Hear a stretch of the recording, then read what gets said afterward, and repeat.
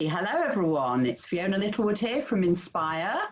This month we've been reading The Wayward Girls by Amanda Mason, and I have some reviewers here today to discuss it, to give us their opinions on whether they liked it or not. The story features a family who were living in a ramshackle old farm in 1976. Some of you may remember that was a very long hot summer. And strange noises begin to happen in the house, things start moving around, and we're led to believe there is some kind of supernatural activity going on.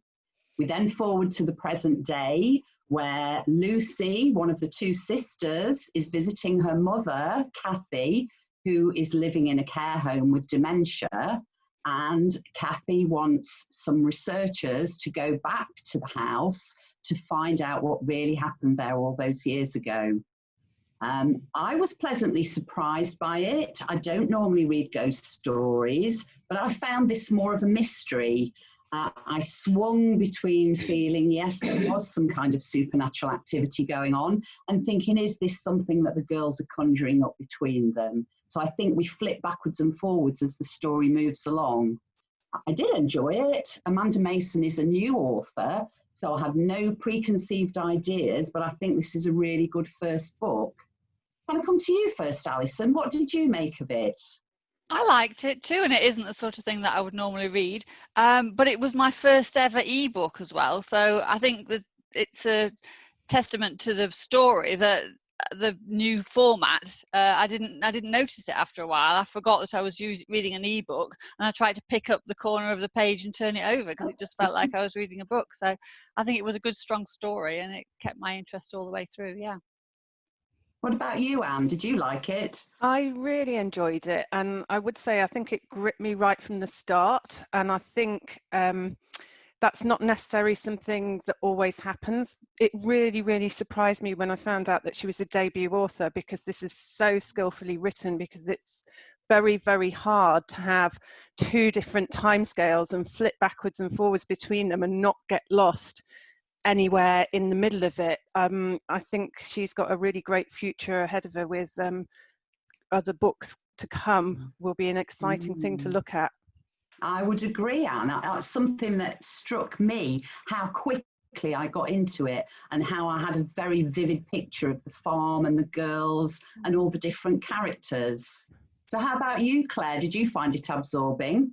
I did, but I think I had a different experience to you, the rest of you, because I was listening on audiobook. So for me, I got off to a bit of a slow start because it was difficult for me to get to grips with the two timelines initially, but once I'd got that straight in my head, I really got involved in the story and it picked up. And for me, the second half I just raced through the second half. Like Anne, I found it really well written, and I think it's surprising that it is a debut novel, because it was just really skillfully done, and how the two narratives worked then and now. I just found it really did work, and I did get drawn into the story. Did you find it believable, Claire? And did it frighten you at all? I did find it believable, and I think not all the characters are very likable, and I thought that was really quite realistic, and the way that the relationships play out between the different characters, I thought that was believable and truthful, how the girls behaved and interacted, the different family members. I did think that was very believable. And even with the element of the supernatural, I think it was done in such a subtle, ambiguous way that it really was quite eerie and unnerving, and you weren't ever quite sure, even in the end, really. No. And Anne, I know that you also listened to it as an audiobook. I wonder if that made it more scary. I think it did. I did two things, because I started off and read the first half of it as an audiobook, and then to get this finished to be able to speak about it for today, I swapped to the ebook, which is not something I've ever done before, because I listen to a lot of audio and I read a lot of books. And it is interesting because I would always say that audiobooks and books are two completely different things, and you get different experiences out of both of them. Enjoyable in two different ways. And one thing I found really differed for me was the character of B as played on the audiobook. The reader has a kind of really quite sly tone to her voice when she's pronounced, and when you sit in the ebook that doesn't come across as much. So right from the beginning I really didn't like the character of B, and I think that's proven, but it's really kind of quite obvious on the audiobook. I don't think it necessarily would have been as obvious in the actual book. But you do get, I actually agree with Claire, the pacing is slower on the audiobook because it would take 14 hours to listen to this book in total, whereas 3 hours or so to read it. Oh, you're a quick reader. Maybe 4 or so. But it takes a lot longer to listen to something, and so that means the pace is slower. But for me, that meant that you kind of got really drawn into the atmosphere. It fitted with that long, hot, slow summer where nothing is really happening, and it really contributed to the atmosphere, this kind of quite sense of dread, sense of pressure that you're all trapped in one place. So I actually do think the audiobook can really add something to a title if you've got a skillful reader. And Alison, what about the characters? Because I think Anne's alluded to the fact that B wasn't particularly nice. I read it and I found her quite a bully, but what about the rest of the characters? And did you find that there was a difference? There were two characters who appeared both then and now, and I found that their characters were quite altered. What did you think? Just thinking still a bit about B, I didn't find that I took against her particularly. It seemed to be a fairly natural sort of sibling relationship as far as I'm concerned, and one sister being horrible to the other seemed perfectly normal to me. So I didn't really take against her. Kathy, I think I didn't pay as much attention to her as the mother. She just seemed to be not able to cope and having a terrible time, and I didn't really think too much about her situation when we were looking at the then part of the story, because I was so much focused on the children. So she did come more to the forefront in the now part, and obviously she had changed a lot. She was in a much different position, far more vulnerable and having to be cared for. So yes, there was definitely a change, and that was well done because you could still see the person that she was, but clearly now, presenting herself differently as an old person in a care home. I think it was interesting how probably through the author's clever misdirection, how I just completely skipped over the brothers entirely, really, and other members of the family.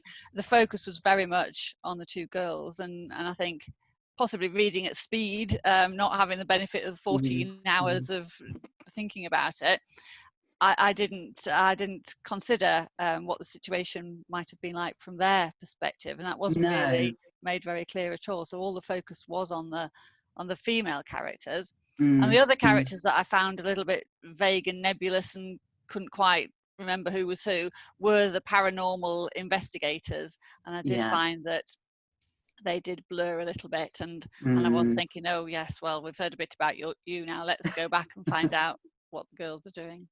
I think Anne's point about the atmosphere and the time that it was set probably resonates with us now, doesn't it, really? It's definitely, we're probably also in a similar sort of limited way of life, all staying in one place, possibly with a lot of family members that we might have tensions with. And I think it'll be something that authors will use as inspiration for years to come, I think. Claire, I believe you've been monitoring our Facebook feed. Have we had any comments on there? Yeah, we've had a couple of comments. So we've got a different Alison. and she has commented that she thought it was a very intelligent book, and it's made her speculate a lot about what is really going on within the family. And we've also had a comment from Helen, who's put something similar. She put, "I enjoyed this setting, and the complex family situation was interesting." So, do we think that it answered our questions? I found that some of mine were answered by the time I got to the end, but then it left me with some questions as well. It seemed very kind of ethereal, and like I couldn't quite grasp what had actually happened at the end. What did you think, Alison? Yes, very much that. Very. I did reread a couple of bits, thinking, have I just missed something there that might have helped? But no, I think it was deliberately a little bit, as you say, vague and ethereal is a good word that I hadn't thought of. But yes, that. There was another element added in with the story of the previous occupants of the farmhouse and the character Tib, which again you can't say all the questions were answered there. That was just sort of it was a bit of a teaser, offered, wasn't it, really? Yes, it was sort of offered as something that could potentially have been insignificant, but it wasn't totally clear. It didn't answer questions exactly, but it gave you lots of did tie a lot of things up and gave you lots of sort of satisfaction at the end, but you don't really want a ghost story to end completely neatly and all parcelled up. No. I wasn't frightened though. It wasn't I didn't find it a frightening ghost story. But I didn't find it a frightening ghost story. I did wonder all the way through the book what had happened to Bea, because obviously she doesn't really figure when we move to the present. But I did speculate what had actually happened to her. I won't say any more than that. We don't want to give too many spoilers away. No. Have you got any final thoughts, Anne? Yes, I have. It's interesting because I don't know if Claire's got the same opinion, but I thought it was a scary ghost story, and I think some of that is listening to it on audio, because it's not one I would recommend listening to late at night, because it really was quite creepy. But some of the points that you've made actually, I think, testify to the astuteness of the writing and how brilliant it is, because she's deliberately left things so you wonder is it all psychological or is it actually real. And the other thing, you were talking about Kathy and Joe being shadowy characters. One of the things that caught my attention right back in about the first few pages was that they do call their mum and dad Kathy and Joe. Yeah. And you realise this is the only way that the story works, because it only works by removing a parental influence and creating this separation, so it is all focused on the girls. Because if you had a mum and dad in there, it would be much harder to imagine all of the children ganging up on mum or dad when you've created that separation of Kathy and Joe. The other thing as well, I must admit I didn't think of this, but it's quite obvious when it's pointed out, but I read a review of the book and it pointed out that there's a deliberate mirroring between the previous then and now. So for example, the characters, one is called Lou and one is called Lewis, or Lou again. So there's a mirroring there. There's also a mirroring in the number of people. And that's kind of a really skillful thing to do that you only kind of realize afterwards when you start to try and understand what's happened, because I do agree there's a lot of unanswered questions. And I actually do, I like the fact there's unanswered questions, because when it got to, I don't know, 50, 100 pages before the end, I was slightly disappointed. And I was like, oh, is that it? So actually bringing back a bit more of the mystery and leaving you with thinking about whether this is real or not. I do think the idea, I think Claire mentioned a kind of adolescence and trapped in one place, and this to me it fits really, really well with some other books, like for example Picnic on Hanging Rock, where it's all about, you know, this whole idea. There's a lot of research about, you know, adolescence, in particular adolescent girls, and the power of emotions and things. So all the way through you are wondering, is this real? Or if it is real, has it been conjured up by the girls and things? So I also thought it was actually really quite like some books by one of my favourite authors, Shirley Jackson, who really classic 1960s, probably the first classic kind of psychological ghost story writer. She's written We Have Always Lived in the Castle, and also the one people will be more familiar with because it was filmed recently was The Haunting of Hill House, which we do have on ebook. So it's so I thought it's fitting in with that genre of psychological kind of thriller with added ghost story. And when I say it was frightening, it was more kind of like, it was the atmosphere of it, and I think it's really, really, really conjured for you on the audiobook more than it is in the ebook. I think to pick up on a few things that Anne said, where she was talking about the mirroring on the timelines, I thought it's almost like looking in a reflection. You know, nothing's quite clear. You know, you can sort of see something being reflected, and you can almost grasp it, and then it goes again, and it's sort of an echo through the past, you know, of all the Wayward Girls, you know, from Tib and Bianca, you know, right through to the present day. And I felt like it was it is a ghost story, and you know, there's a clue in the title of Simon's book, so it's called The Haunting of Iron Psyche Farm. And I don't think that the story needs to be completely resolved, because it is a haunting and it's meant to linger. And you know, for me, I felt like there was the presence of Bea throughout the whole story. I felt that she was there haunting it and haunting Lou, and I felt that was Lou's guilt, you know, that was unresolved, that she had to go back. And at the end of the book, it says that Lucy's, you know, looking to see that barefoot girl again, you know, just to see her once more, but she's not there anymore, because she's processed what happened in the past, and she's resolved that guilt, and she's gone. And also for Kathy, she's able to finally let go. And there's obviously the barefoot girl that they're seeing at the care home, and you don't know if it's, you know, her dementia, or, you know, suggestions from, you know, the gossip from the care staff.